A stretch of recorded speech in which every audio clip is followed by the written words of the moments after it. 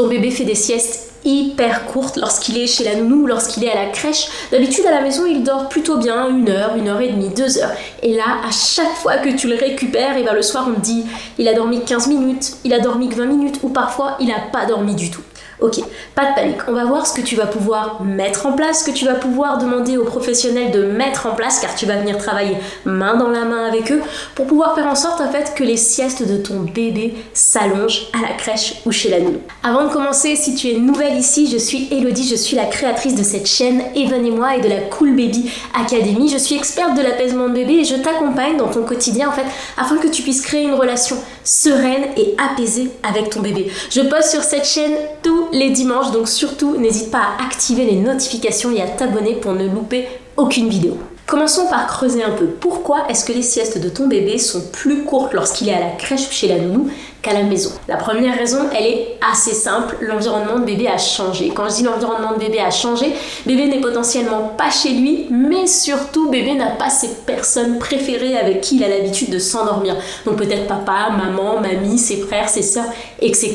D'accord? Donc ça c'est la première raison. Mais souvent c'est plutôt à cause de la deuxième raison que les siestes sont assez courtes. Et la deuxième raison, c'est l'environnement dans lequel il est. D'accord? Les crèches sont surstimulantes. C'est comme ça, on peut pas faire autrement. Il y a énormément de bébés, il y a énormément de couleurs, il y a énormément de bruit, il y a énormément de lumière. D'accord? Donc, bébé il va avoir du mal à s'apaiser et à s'endormir comme il pouvait le faire à la maison, parce que on va pas se mentir, à la maison quand c'est l'heure de la sieste, on arrête tout, d'accord? On se met en mode pause jusqu'à ce que bébé réussisse à s'endormir. Là, pour bébé, tout de suite, ça devient beaucoup plus difficile, même potentiellement lorsqu'il est dans le dortoir, il va entendre des cris, il va entendre des bruits, ou tout simplement, potentiellement, il est encore surstimulé parce qu'il s'était passé, en fait, il y a quelques secondes, quelques minutes, lorsqu'il était avec les autres. Autre chose importante que tu dois savoir avant de rentrer dans le vif du sujet.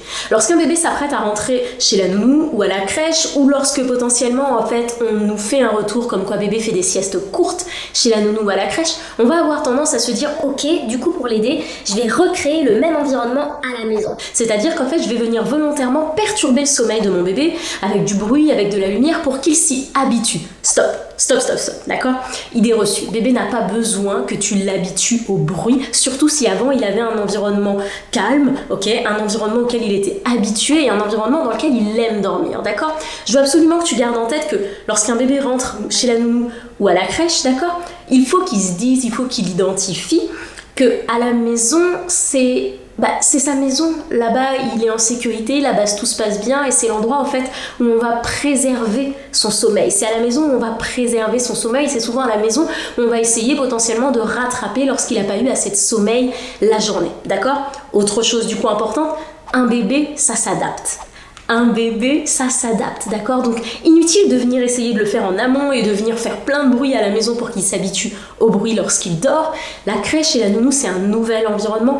Bébé va donc créer ses nouvelles habitudes, ses nouvelles routines dans ce nouvel environnement et il va devoir apprendre à s'endormir avec en fait tous les bruits et toutes les surstimulations qu'il y a dans ce nouvel environnement. Tu n'as pas besoin d'anticiper ça ou de faire la même chose à la maison. Alors maintenant qu'on a planté les bases, j'ai envie qu'on voit ensemble 2 conseils que tu vas pouvoir mettre en place, comme je te le disais au début, main dans la main avec les professionnels de crèche ou main dans la main avec la nounou, pour faire en sorte en fait que les siestes de ton bébé s'allongent, d'accord? Petite pause, pour moi, il est important que tu saches que ces conseils ne sont valables que si ton bébé s'endort potentiellement de manière autonome à la sieste à la maison, d'accord? Ces conseils ne sont pas forcément valables si à la maison, bébé s'endort toujours au sein ou bébé s'endort toujours lorsque tu le berces pendant un moment ou en portage, d'accord?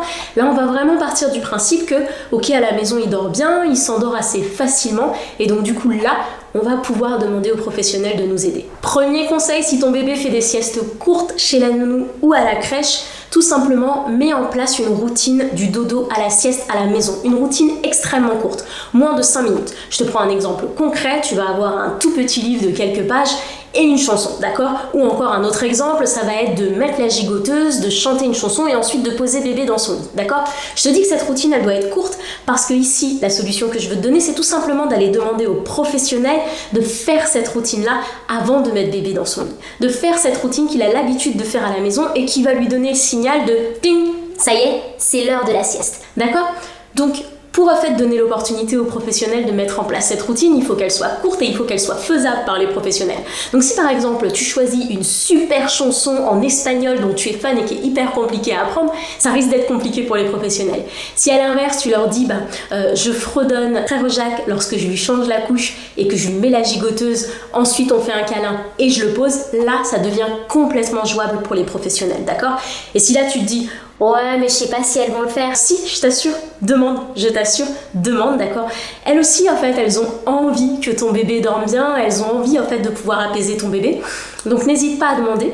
Et pars du principe qu'en fait, cette routine qui est hyper courte, qui va faire moins de 5 minutes, elle va potentiellement remplacer ce que elle faisait avant d'aller coucher ton bébé. Donc ça va rien changer pour elle, mais par contre ça va potentiellement tout changer pour bébé parce qu'on va envoyer à bébé exactement les mêmes signaux que ceux qu'il reçoit à la maison lorsqu'on lui dit ça y est, c'est l'heure de la sieste. Le deuxième conseil que je veux te donner, c'est tout simplement de demander aux professionnels d'attendre lorsque bébé se réveille, au bout de 25 minutes, 30 minutes, 40 minutes, de leur demander d'attendre en fait 5 minutes avant d'aller le chercher pour voir si bébé ne va pas potentiellement se rendormir. D'accord? Ce qu'on observe souvent dans les crèches et chez la nounou, c'est qu'en fait bébé va se réveiller potentiellement d'un coup, il va se lever et en fait il va parfois se rendormir, se recoucher de lui-même.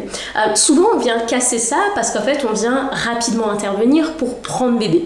Alors attention, bien sûr, pour beaucoup de structures, c'est pas possible parce que certains bébés, lorsqu'ils se réveillent, ils se mettent à pleurer et donc du coup, on n'a pas forcément envie d'aller réveiller les autres bébés, d'accord? Mais dans la mesure du possible, si les professionnels ont cette possibilité, on va leur demander tout simplement d'attendre, de ne pas aller le chercher jusqu'à ce qu'ils réclament vraiment, mais de ne pas aller le chercher. Ce que tu peux ajouter à ce conseil, c'est observe.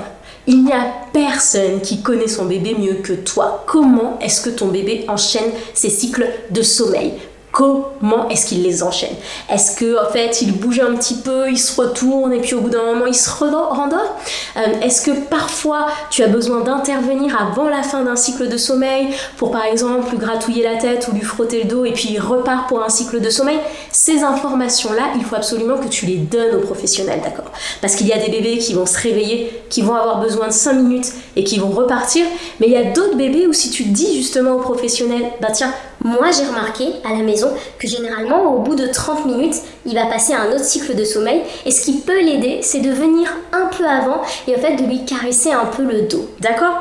Donc une fois de plus on en discute tranquillement avec les professionnels et on essaye de voir ce qu'il est possible de mettre en place. Alors, pour terminer cette vidéo, je vais te dire ce que je te dis souvent, qu'il s'agisse justement de mettre en place une nouvelle routine avec les professionnels pour la sieste ou qu'il s'agisse d'aider bébé à enchaîner ses cycles de sommeil, il va falloir laisser le temps à bébé, d'accord? Quand bien même la routine de sieste que tu faisais avec bébé, tu le faisais depuis des semaines à la maison, il va falloir lui laisser le temps, d'accord, chez la nounou ou à la crèche de se faire à cette nouvelle routine, car finalement c'est une nouvelle routine parce qu'elle est faite par quelqu'un d'autre, et en fait de commencer à créer les connexions, les liens dans sa tête qui lui disent ok, c'est la même routine qu'à la maison, c'est bon, je peux me laisser aller, tout va bien. Donc on lui laisse le temps, et si là tu te dis oui mais combien de temps, Elodie? On va toujours lui laisser un minimum de 2 semaines avant de voir si on a besoin d'ajuster ou de faire autre chose. L'autre chose que je voulais te dire, c'est que oui, je sais, les siestes courtes chez la nounou ou à la crèche, c'est extrêmement difficile à gérer,